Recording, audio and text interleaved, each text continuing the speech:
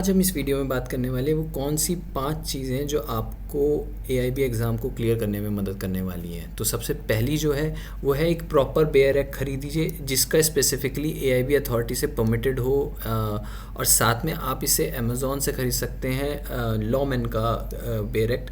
लेकिन ध्यान रखिए आप किसी का भी खरीद सकते हैं, बस 2026 डेट हो, 2026 में वो पब्लिश्ड हो, ताकि आप उसका लेटेस्ट सॉल्व्ड एग्ज़ाम पेपर भी मिल सके जो कि 2025 का होगा।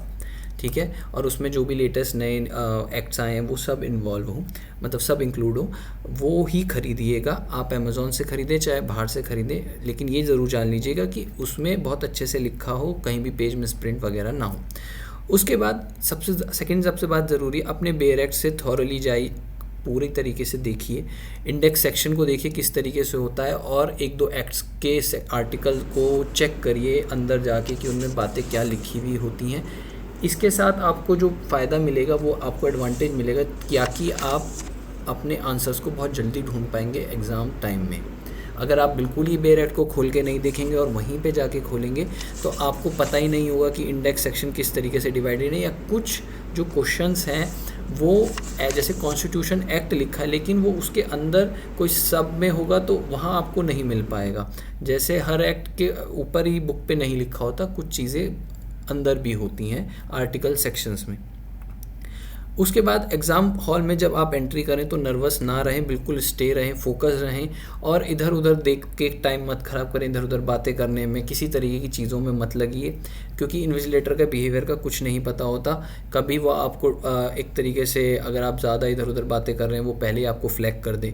अवॉइड कीजिए, कोई फ़ायदा नहीं है एक दूसरे से किसी से बात करके, कुछ नहीं। आपको ध्यान रखना है कि आपको अपने क्वेश्चंस को ढूंढ के जल्दी से देना। ठीक है, इसके बाद जो बात आती है वो आती है कि अपनी जो वो बुक्स हैं, जो कि वो 25 बुक्स हैं, उन्हें आप एग्ज़ाम टेबल पे रखिए कॉर्नर में। अगर आपको टेबल छोटी मिलती है, देखो सबके साथ यही है तो फिर वहाँ गलत हुआ। टेबल्स पे रखिए बुक साइड में कॉर्नर में, और अपनी OMR शीट भरने के बाद अपने रोल नंबर को जेब में रखिए ताकि उन बुकों के लिए जगह हो सके। और साथ में पूरी तरीके से सबसे ऊपर रखिए जो बड़ी बुक्स हैं, फिर उसके नीचे पतली वाली बुक्स, क्योंकि बड़ी बुक्स में से ज़्यादा आता है, ऑब्वियसली उनमें ज़्यादा कंटेंट है। तो उसके बाद अगर आपको ही पर्टिकुलर गलती से एक चेयर मिली है तो आप एग्जामिनर से कह दीजिए चाहे मुझे आइसोलेट कर दीजिए, लेकिन मेरे को अपनी टेबल पे ही रखनी है बुक्स।